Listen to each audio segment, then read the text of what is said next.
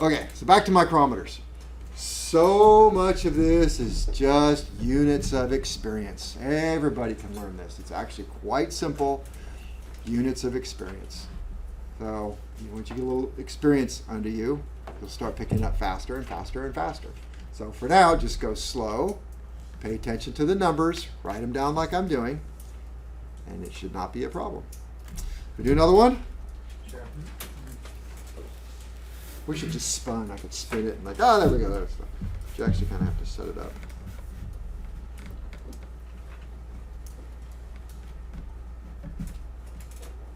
There we go.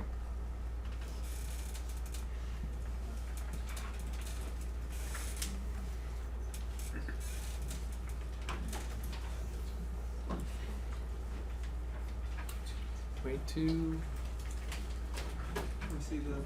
plus .015.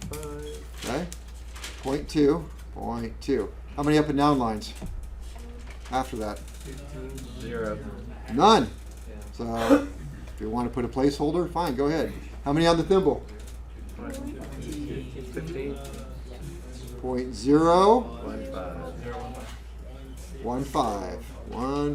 And then the veneer scale, 0, 0, 0, something. What do you think it's going to be? What do we got? 4. The most aligned or fully aligned? Yeah, we'll call 4.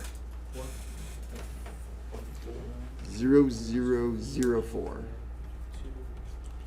4, 5, 1, 2.2154. So I think the part that's really confusing is maybe where to start sometimes. And the way I like to start is going all the way back to the beginning. I get a little confused, and that's what I'm always looking for. If I get confused, what's the thing that's going to unconfuse me? How much is that?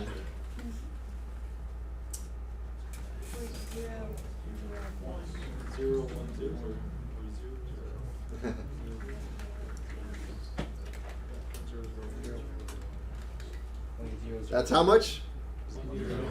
0. So if I go to the 1, how much is each number on the thimble? Careful with these zeros. 1,000. 0, 0, 1. Yeah. Then that must be 0, 0, 2, 0, 0, 3, 0, 0, 4, so on and so forth. 0, 0, 9, 0, 1, 0 is the next thing right there. Right? 0, 1, 0. I just roll it real quick. 0, 1, 0 up there. Okay, so I go back to the beginning. Each one of these is 1,000. Go to 10, that's 0, 1, 0.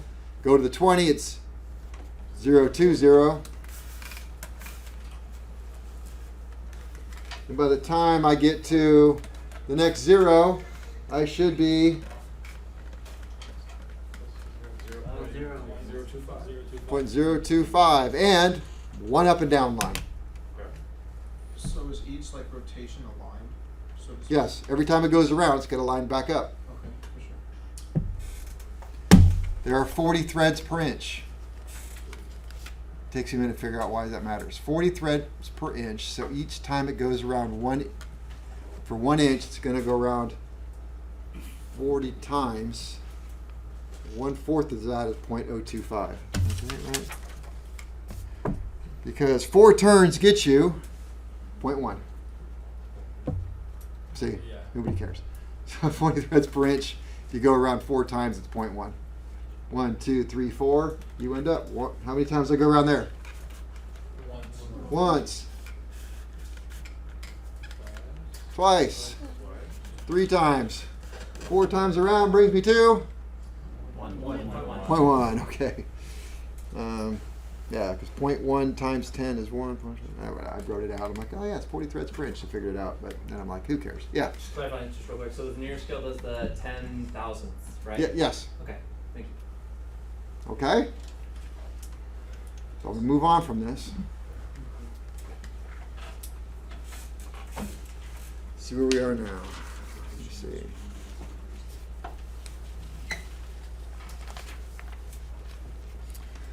Some rules to live by.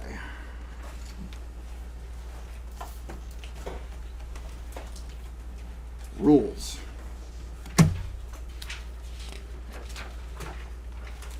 One, do not put the micrometer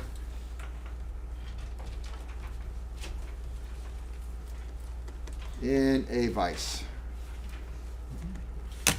Somebody does it every frickin' year. Sometimes you have to measure very small things. I want to measure the thickness of my keys. It's very hard to put it down the table and do that, or a little ball that'll roll away. So people go, well, I'll put this in a vise, lock the vise down, then I can just, hold this and do that. It's actually not hard. You just hold it like this and you can just do whatever you want with it. Right? So don't put it in a vise, please. Somebody always has an excuse. Yeah, but I put it in a rag first. Don't do it. Let me see. Device. Well, we do this. Use the clutch / ratchet.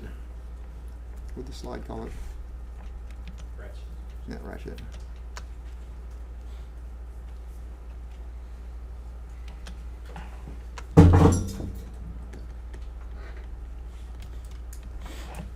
Use the ratchet. We have to calibrate often.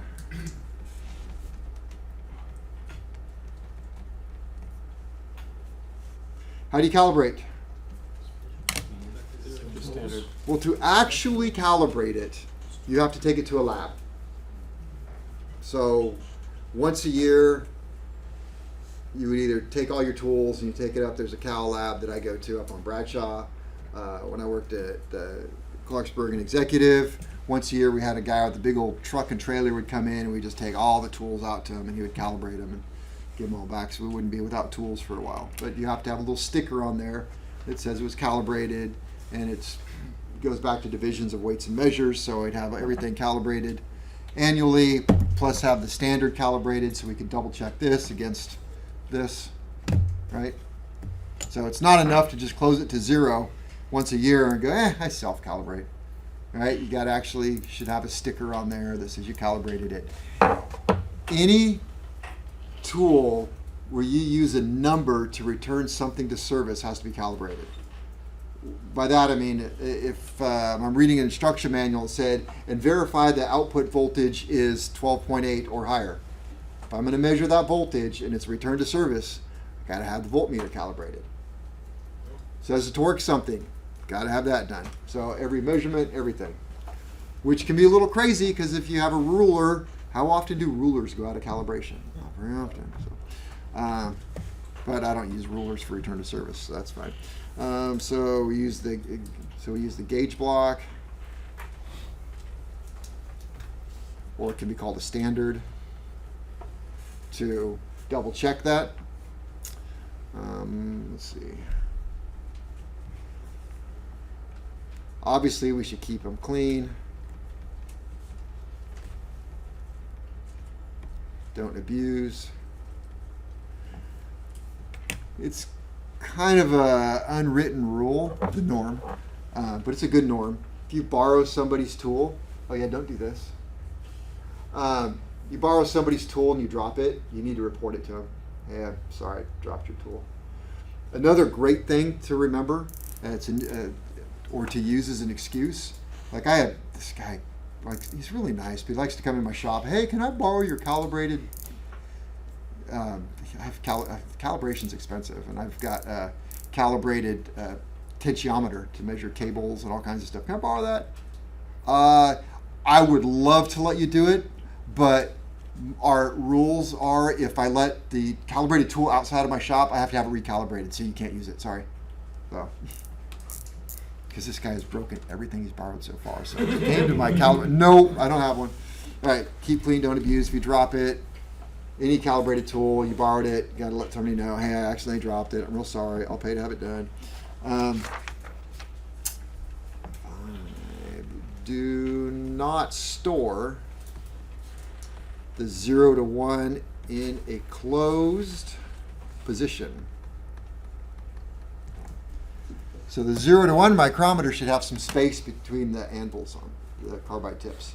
If you close it all the way up and there's a temperature change, then it tends to spread it or out.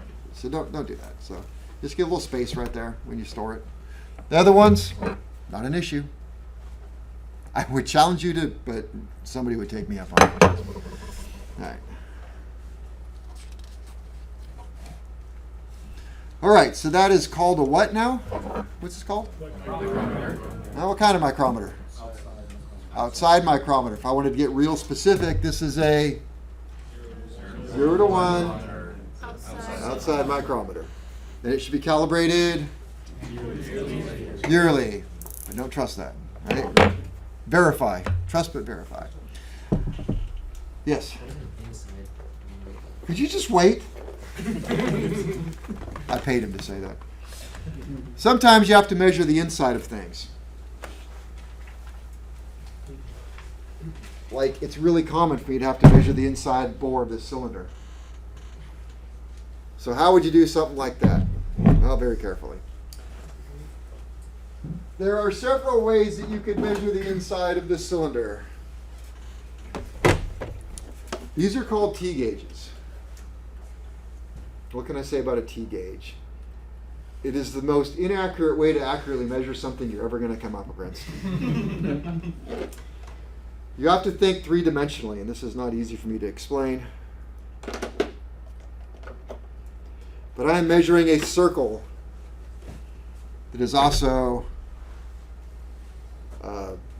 what's the cylinder? Thank you, cylinder. So not only does it have to be perfectly at the apex, the widest point of the cylinder, but it also has to be perfectly straight up and down, or perpendicular to it. If I'm off on either one of those, I have completely wasted my time. Good luck getting this absolutely perfect. It's doable. People do it all the time. There's better tools to use.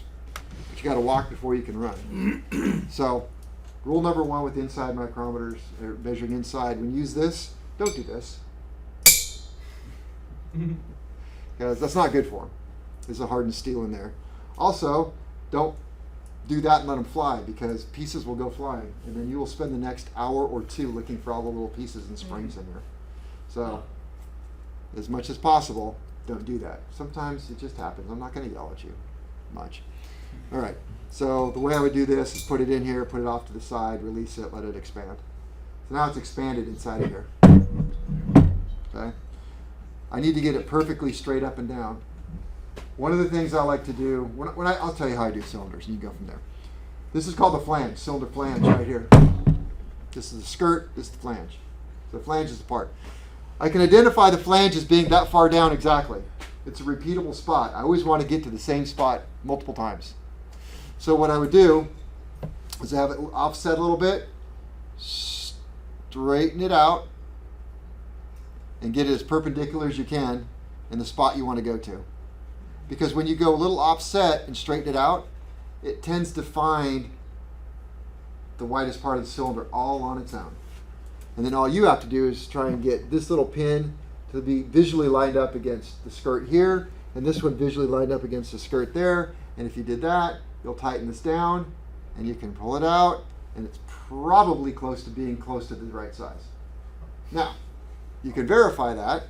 Like I said, this is hard to explain. I'm going to go in there and I'm going to hold this side. I'm not going to let it move. So I'm going to put it right back where I would, and I don't want it to move. And then I'm going to walk this one down through the cylinder. And if I was right, there should only be one little tiny spot where it just barely squeaks through, gives a little tiny drag, and then comes through. And I know it's right. But for the most part, the bigger the hole, the harder these are to do. So again, put it in, line it up, pull it through, stop it when it's straight up and down, pull it out, turn it around, use a micrometer and measure that. They have to be very, very careful, and I didn't bring a big enough micrometer today, so we'll just go down a size. Because let's just say I just finished doing that. And then I put this in here. And I start tightening it up. And I tighten, and I tighten, and I tighten, and I tighten, and I tighten. I go, God, it just keeps getting smaller and smaller. What am I doing? pushing the pieces in. I'm just pushing these things together. These don't lock real well, so even the ratchet sometimes is too much. So you just barely, you got to come up and just give it a little peck, a little kiss, like you're kissing your sister, just right there. Boom. What movie is that from? Madagascar. Thank you, Madagascar. All right, a little peck like you're kissing your sister, right there. So then you'd measure that. And then you do it again. Make sure you get the same measurement. Do it again, get the same measurement. You should get the same measurement, close to it, at least 2 times. So that's called a T-gauge, a POS T-gauge. But I don't like T-gauges, and I will do everything in my power to not use a T-gauge. Everything in my power to not use a T-gauge. So I will then instead use an inside micrometer.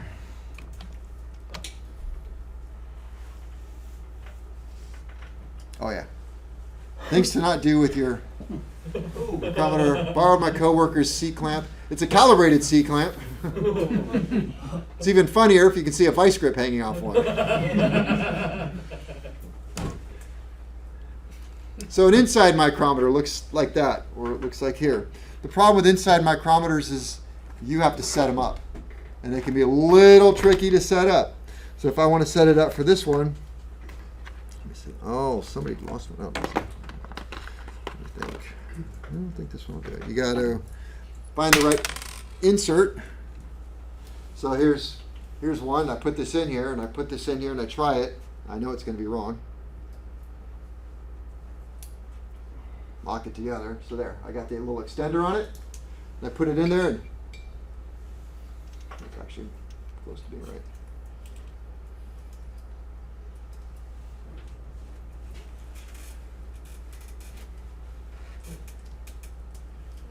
This broke. Ooh, I got a broken one. It's not turning. Anyway, you put that in there, and you would measure, and it's got the numbers on it, just like a micrometer, and you would expand it out. Oh, this one broke. And I like this because now I can feel it. I can go in there and I can move it by very minor little bits, and I can hold it and see, does it pass through or not pass through. If I get it right in the middle, it clunks back and forth. You're too small. Expand it a little bit. If you can't get it through at all, you're too big. And so you get that little right spot, pull it out.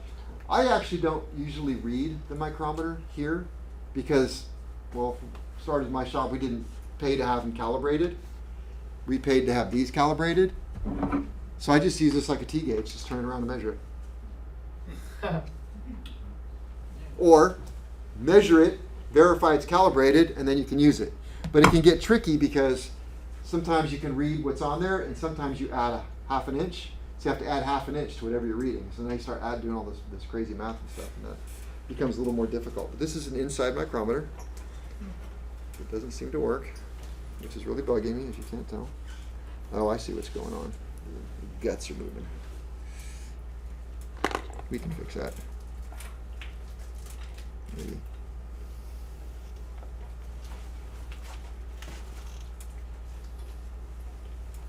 So inside of here, you have it's how they calibrate it. You take these apart right here. You get these threads out, and then you gotta lock them in. So that's broken. We will deal with that later. Okay, inside micrometer.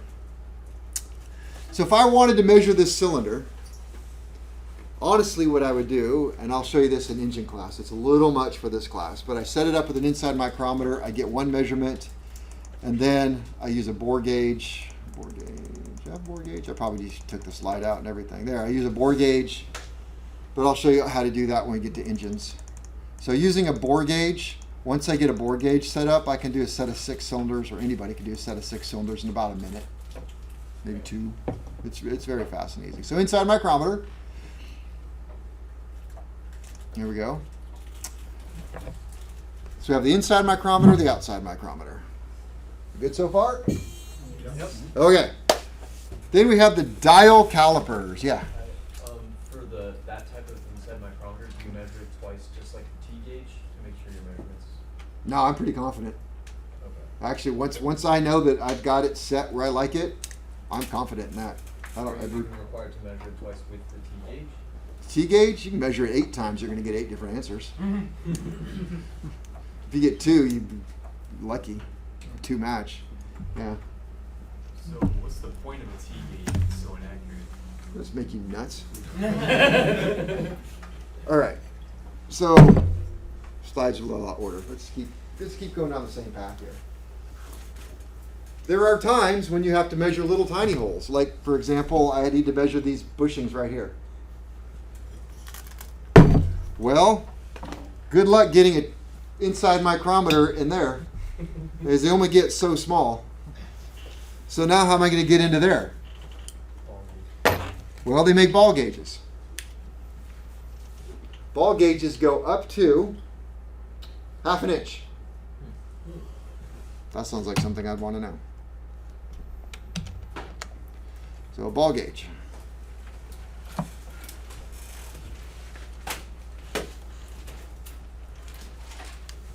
A little bit of a misnomer, they're not used for gauging balls.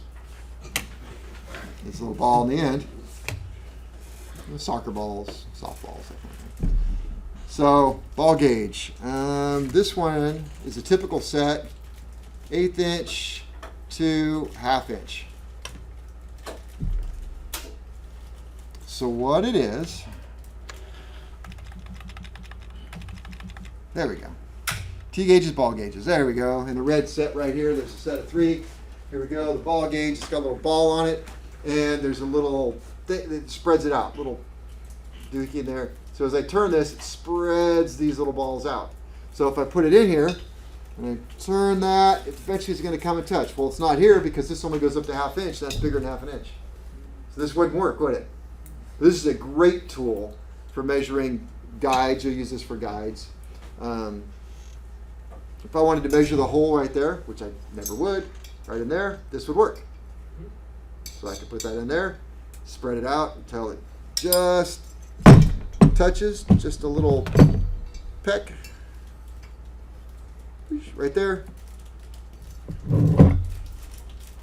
Stays all by itself.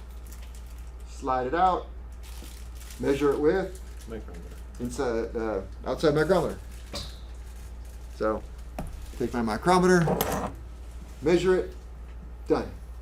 Okay, hold it like this. Nothing has to go in the vise. Don't put these in the vise either. You can do it. Right there. I have a camera that I hate it, and it takes me like 20 minutes to get it to do this. But let's see here. I look at it. Here you go. Who wants to do it? Yeah. So I'm standing right here. Okay. What do we got? You can call it out. It's Point 0.4. 0.4. 0.012. 0.012. And 0.00. What? How much? 0.000. 0.0. Okay. 0.412. Let's see. Let's see if you're right. He is absolutely close to being right. It's halfway between the 12 and the 13. 12. Halfway between 12 and 13. So So 0.000. you've got 4 showing. The thimble right here, it's got right here is 12. That is 13. So how much is that? That's a 5. So 0.4125. Good job. Got close. All right. But if I wanted to measure those bushings up here for the rocker shaft, ball gauge only goes up to how much? 1/2 inch. 1/2 inch. Inside micrometer is too big. So what do I have to use? T gauge. The T gauge. So that's where I'm going to use a T gauge. There is a thing that you can do. This is like advanced concepts. You can set up go, no-go gauges. That's the actual thing in our industry.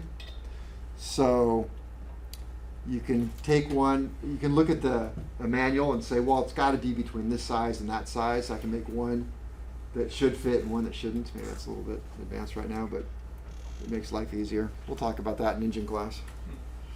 Don't have to do it now. All right, so we got that. T gauges, ball gauges, inside micrometers, outside micrometers. And that brings me back to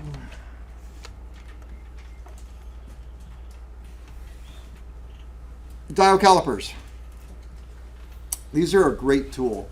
Machinists use them a lot. Machinists would probably disagree with my statement, but we don't, for some reason in aviation, we don't use these for precision measuring.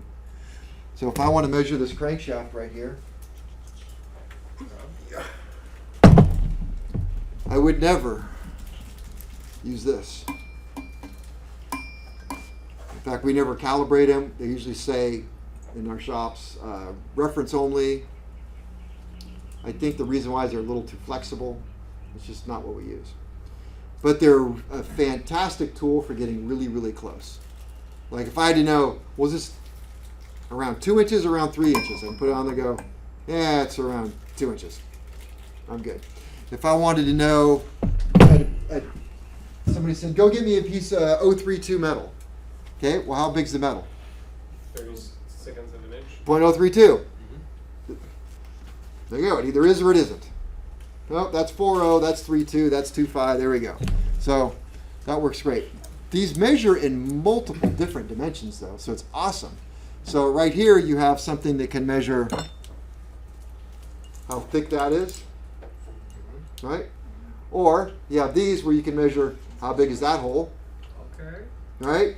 How deep is the hole? Oh, sweet. And then there's like one other weird thing that I just learned about the other day. It has something to do with these numbers here, but it like expands it out. It's kind of cool. I forget what it was now. Oh, it's like, I think between here and here. Anyway. But yeah, so you can do at least 3. How do you read it? Super simple.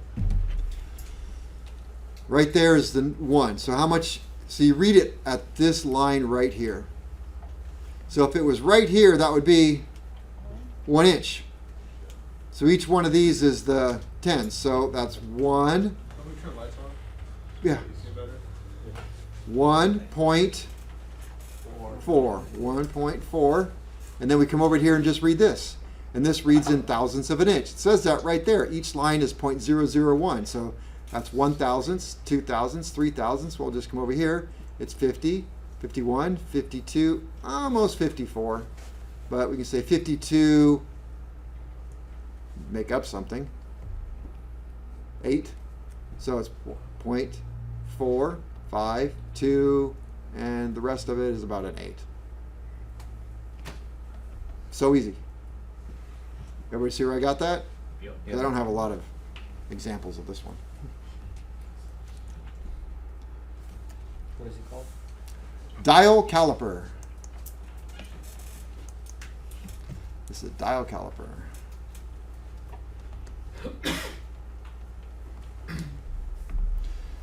Most of the time, people just buy digital ones now. To make them digital, you just turn it on and slide it, and it tells you the number. So, but why would you? So if you can just buy a digital one, why would I waste my time teaching you this? Well, what happens if you happen to go for your oral practical and the examiner says, hey, I need you to tell me what thickness this metal is, and he hands you this, and you're like, I only use digital. See, that kind of happened to me one time. I was taking my check ride from a private pilot, and I was taking a tail-wheeled airplane. The examiner said, Kevin, you've done very, very well.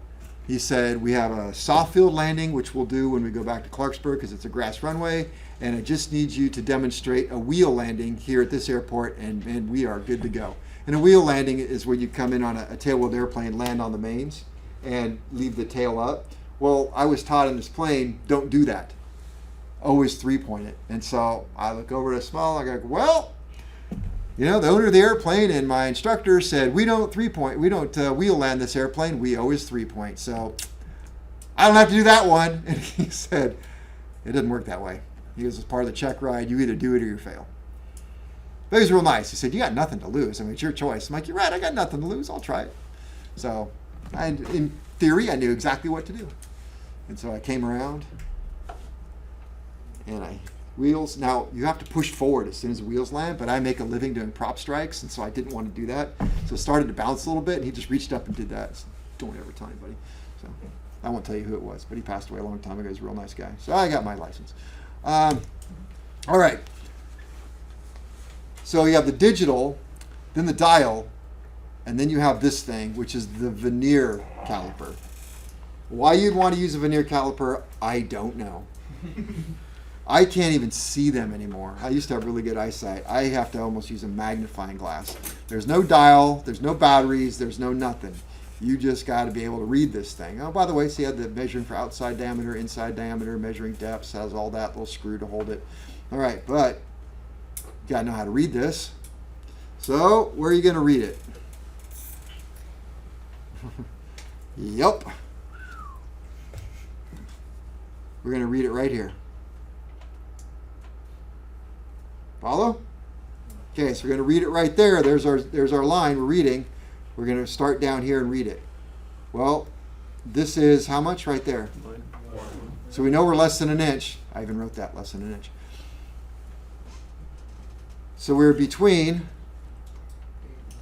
8 and 9. So right there, that's where I got my 8. We have 3 lines, 25, 50, 75. Oh, does this sound sort of familiar? All right. We are lined up after how many lines? 2. So that's where I got the 0, 5, 0. Now we got to figure out how far it is right there. And we come up to this scale up here now. And we have to look for the lines that match up. Those match up at 10, 11, 12. So that becomes 0.012. Add it up and that's what you get. Yeah. That's not hard. It's hard to see it. And trying to figure out which ones line up. I mean, why isn't that not good enough? That was pretty close. So why is it not 6? Well, because this over here is more perfecter. All right. So if you ask for a caliper in the tool room and somebody hands you this one, what would you say? Hand me the dial. No, thank you. Could I have a dial one, please? Say, yeah, sure, it's fine. All right. Let's come back to that. Let's see. Should I read this one? I don't even know why I put that there. All right, we got this one. We already covered that. Covered that.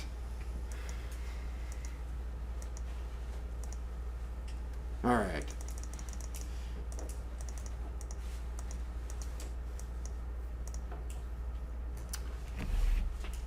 You are going to be required in this class to measure a cylinder, parts of a cylinder, and parts of a crankshaft.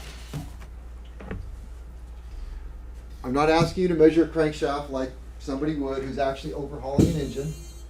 Just need you to show me that you can measure a crankshaft. So here's a crankshaft. Boom. And I put a picture up there of the crankshaft so you can identify it. And what are the parts? Propeller flange, oil slinger, main journals. Technically there's 2. Crank pins, 1, 2, 3, 4. This is a Continental. It's actually a picture of a Lycoming, your engines, but I'm using it as a Continental, so I numbered it backwards. So in Continental, cylinders are numbered from the rear towards the front, so that makes this cylinder 1, 2, 3, and 4. That's where the they're called crank pins. That's where the connecting rod, this is a connecting rod that connects to that and goes to the piston, and that's what goes around and creates the rotary motion. So I've labeled those. Then you have your journals. Notice the journals, the main journals are all in a line. That's what sits in the main bearings in the crankcase, and so it goes. Yeah? Will this table or chart be in the FAR textbook somewhere? No, I made this chart. Okay. It's in your handout. Okay. Thank you. So it's your project sheet. It's literally the page out of your project sheet. So, because, help you out. So I'm asking you then to measure each one of these things. I think I've changed it to say this is just one thing. In real application, this is 2 different areas. But I think I just said is pick an area. And I don't really care exactly where you pick it as long as I can follow along with you. So what I'm asking you to do is measure this. So what you're going to do to measure it is you're going to get the appropriate size micrometer. I wish I would have grabbed any one but this one today. And right there is an oil hole. See the oil hole? Mhm. Don't measure inside the oil hole. Don't even measure right next to it. Measure offset from the oil hole. So we're going to put it on. Click, click, click. Oh, I grabbed the wrong one. There we go. We're going to put it on.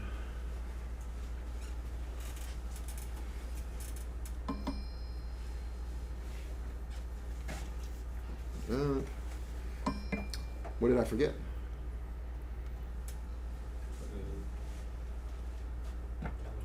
Should we calibrate it?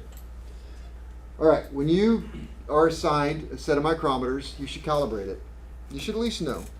Look at it. What should this all line up on? Zeros. It's pretty close. Let's just say yours doesn't. It's off by 1/1000th of an inch. Don't make a thing of it. Don't like add it back in. Just say, okay, come to me, you can say, Kevin, it's off by 1,000. I'll just say, you know what, just pretend like it's not. I don't want to make your life harder. You don't add it back in or subtract it or trying to make things weird, because that just creates confusion, right? We just want to stick to the basics. So calibrate it. It's good. Okay, we're going to put it on here. What do I want to do? I'm going to tighten it as much as I can right here, right? Give it a good squeeze, and then make sure that it clicks. No. No, you want to do that? Okay. So over here, also you have to make sure that the little lock isn't engaged and it spins rather freely. And this one clicks a little prematurely. Okay, so put it on there, make sure it clicks. Now, it's easy to mess this up. Does that look right? No. Is it clicking? Yeah. Yeah, got to put enough pressure on it. And you hear it. Did I get the right size?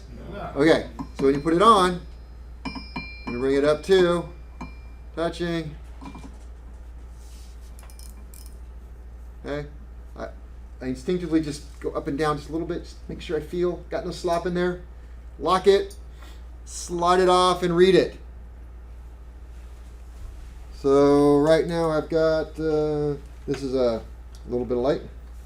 It's a 2-inch, so that means it is 1 to 2. It's a 1 to 2 inch micrometer. And if I look down here, I've got it looking like this. I've got 7, 8.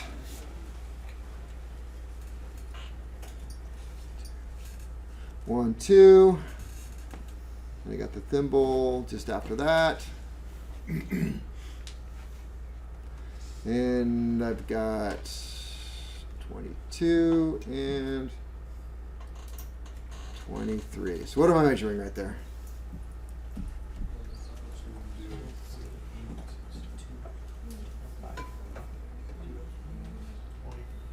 So you're at Don't start with the point now. A little different. 1.8. 1.8. How many lines? So that's how much? 0.05. Now my thimble. 0.022. 0.022, because it's not to the 23, it's to the 22. Is it right on 22? Nope. Nope. About halfway. 0.005. So what do I end up with? 5. Yeah. Oh yeah. Make sure you write nicely. Like, don't do what I just did. 2, 7, 8. 1.8725. 1.8725. You agree with me? Okay. That is the rear journal. So if I look down here at the rear journal, rear main journals right there, and it should be, well, wait a minute. We're going to do 2 things. We're going to measure it twice. Yeah? My apologies. Where did you get the 1.8 from? It's 1 inch. It's a 1 to 2 micrometer. Yeah. So there's the 1 inch. Yeah. Okay. I know. Okay.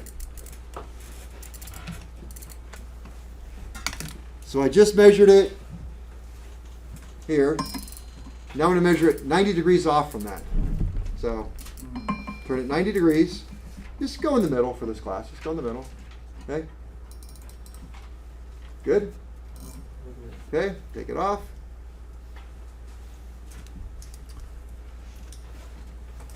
What do I got? Of course, we got the 7 and we got the 8. We've got 2 lines showing. And the thimble is got this one. Does it have a, nope. Change that a little bit. That to go away. We've got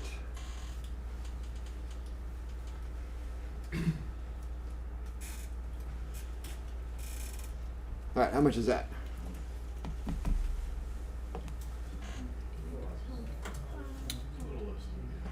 One plus 0.8. 1.8 8. 05 022 and 0.0002. sure, we'll go 2. So 2, 2, 7, 1.8722. 1.8722. 1.8722. And 1.8725. 1.8722. 1.8722 and 1.8725. Why did I do 2 measurements in 2 different spots? The difference between these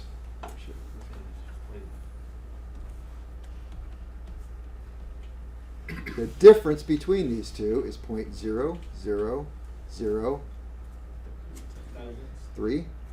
That is called out of round. That's called out of round. The difference between 2 measurements 90 degrees apart is called out of round.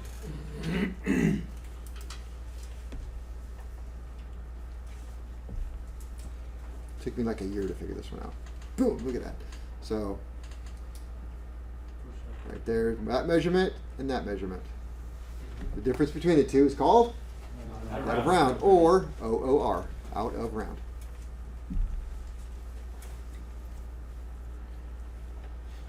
Now this is the way I did it in the field. So here you have a crankshaft turning inside of bearings. Which one has the most wear? Is 8725 the most wear, or 8722? Okay, so what I'm saying is, conceptually, is this going to get smaller as it wears or bigger as it wears? Smaller. Conceptually, is this here going to get bigger or smaller as it wears? Bigger. Right? So some things get bigger and some things get smaller. So which is the worst number then for the crankshaft? The smaller number is worse. What if those were the numbers inside of a tube? Then which one is the worst one? The top one. Everybody follow that? It's wearing bigger. Okay. So when I fill out this sheet, I want to write the worst of the 2 numbers. What's the worst of the 2 numbers? 1.8722. That's the worst. Right? That's the worst number. Follow? Okay, but I think I took the out of round out for you guys. I was trying to make life easier. But if I want to know the out of round, we'll do this OOR, out of round. What is my out of round? Oh, no, it's right there. Sorry, out of round. Out of round. So my out of round, how much is my out of round? 0.0003. 3 10,000ths. Now this is what I do. I put plus 0.0003. What's that plus tell me? It was bigger by that much. So a year from now, 10 years from now, I pull the sheet out going, I measured 1.8722 at the smaller diameter and it got bigger out of round by 0.003. So if you want to know the bigger one, is 3 says 18725. Just that fast. Boom. So I always write the worst here and then the out of round with a little plus. Now if I was doing the cylinder, it would be Vice versa. the kind of backwards. Yeah, I would write the biggest number and say it got smaller by that much. Okay? But you could do it both ways, right? You could put the 1.8725 and then minus 0.0003, or would No. that not be? That's not. Well, of course you could, but here's why I want to know that. Now let's take it to the next step. I just measured 1.8722. Is that new, or serviceable? And I would say I apologize for the way this is written, because it's not linear. Like 870 is on one side, it's at 2 and 3, and so you see what I'm saying? It's not linear. Here's the smallest number, there's the next biggest number, and there's the biggest number. So it'd be the new minimum. I wrote it this way because this is the way it is in the book. Get used to it. They make your life hard, I make your life hard. So we have a choice. We look up here, we have new minimum, new maximum. What that means is when the factory made this crankshaft, they were striving to make it somewhere between 872 and 873. And guess where it almost always is? 873. They're pretty good at doing this stuff. So if I take this crankshaft, and I bought it, it was 873, and I ran it for, well, we did. It's been running for, say, 2,000 hours, and I took it out and I just measured it, and it measured 8722. Where does that fall on this spectrum here? It's between new minimum and new maximum. So it's between these two numbers right there. So that makes this is the part with the new serviceable or out of limits. It is it's between these two numbers right here, which is new and new. So it is. Is it a new crankshaft? Didn't ask if it's new. I said, what parameters is it in between? And is in between? New. Okay? Now we're going to come down to the next one. I have point, where shall we stop that? 0.0003. Where does that fall in? Falls in between 000 and 005? So it falls in here. So it is also new. Okay?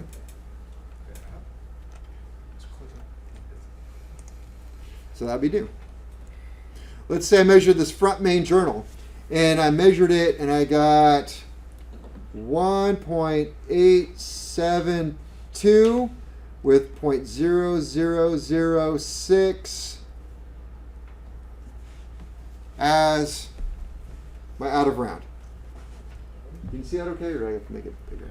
I can't write when I make it bigger. So, 872, where does that fall under?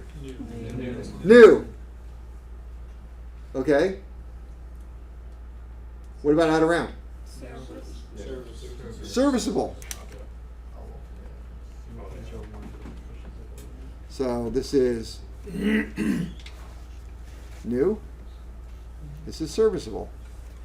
All right, we'll do one more here. What if I got two more? 1.8719 and 0.003.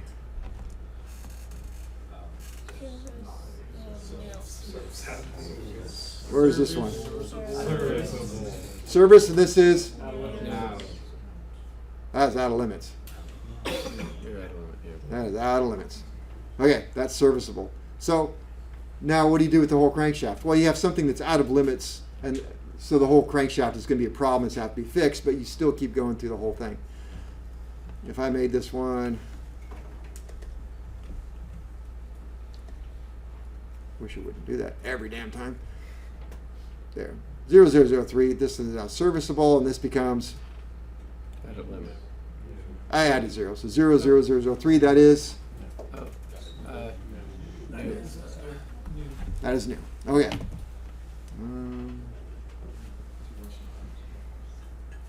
1.9339.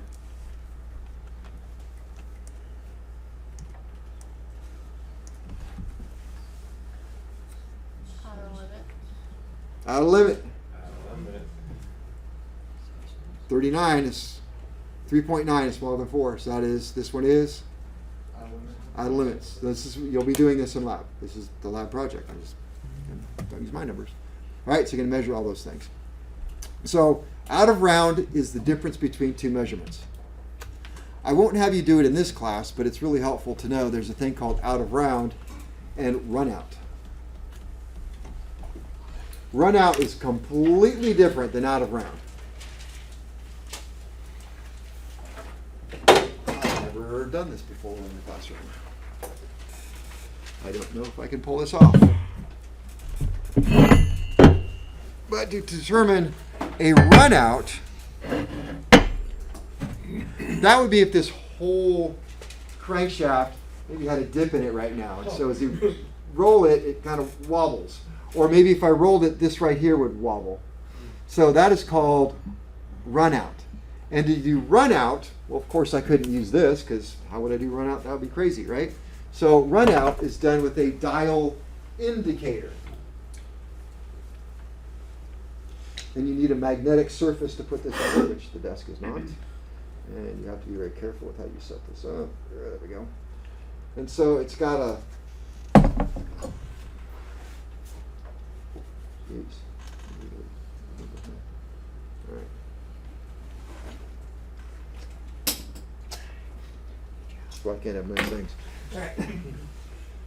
So it goes on the stick when it's set up nicely. And you have a little plunger right there that goes up and down. And so you put this all together, mount it on a magnetic surface, put it on here, spin the crankshaft, and you'd watch the dial move back and forth and see if this wobbled. Or I would do it here, here in the middle, and see if it wobbled up and down. Yeah, if you have a little bit of out around, it's going to add a little bit of error to this, but that's just the way you measure it.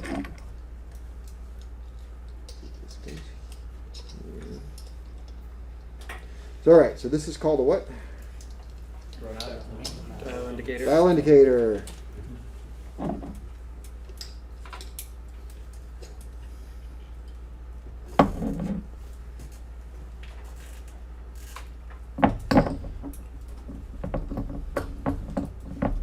There we go. Sort of close. Okay. Dial indicator. Got the run out. What else we got?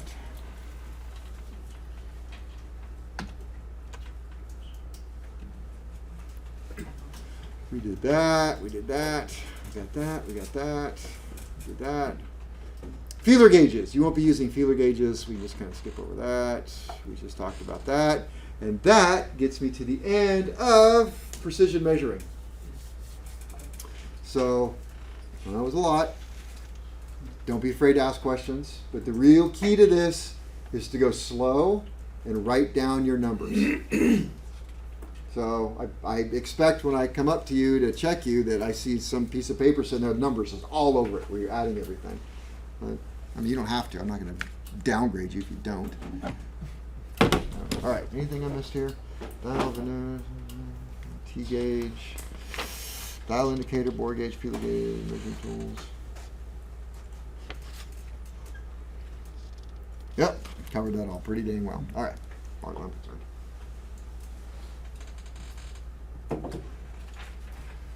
So, on some sort of test that we will be having tomorrow, I would expect if I give you a drawing of a micrometer, you'd be able to read what it says.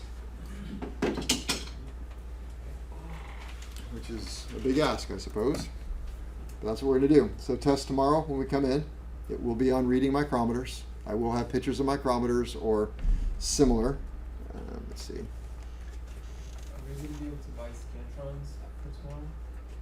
Something, a picture that looks like that. What's that? Are we going to be able to buy scantrons for tomorrow? Yeah, I'll bring some over today, so you can get them today, or in the morning or the afternoon. So any picture like this, you should be able to do. Now, if you wanted to practice doing this in your lab projects, that you can go to on Canvas, there is an assignment with 40-some micrometers. Dang. It doesn't take you long. It's like 1 minute per. That's 40 minutes. So even that's a long time. So you could practice doing that, and that's actually what you got to turn in anyway. So you do have practice sheets. I just don't give you the answers there. What else? So you get the project sheets after the test, right? Well, I only did 40 project sheets, and there's way more than 40 of you in here, so I have a problem with who would get one and who didn't. So I decided to not hand out any till after tomorrow, the test. We'll see who passed and who failed. If everybody in the class passes, then I'm forced to do whoever's enrolled plus the next however many till I get to 30 some. And everybody else, even though you did fantastic, and it breaks my heart, I just can't have this many people in lab because nobody will finish lab if I do that. So that would make everybody fail. But once we decide that, I'll hand out the project sheets. Let's see. Will we find out the scores for the test at the end of the class tomorrow, or? Nope, immediately after the last person finishes.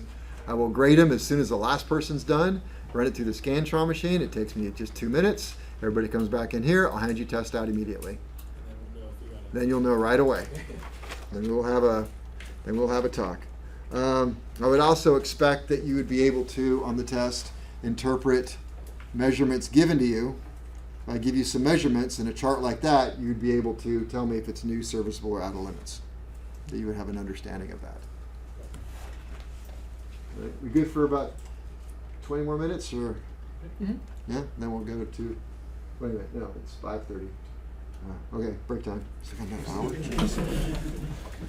hour.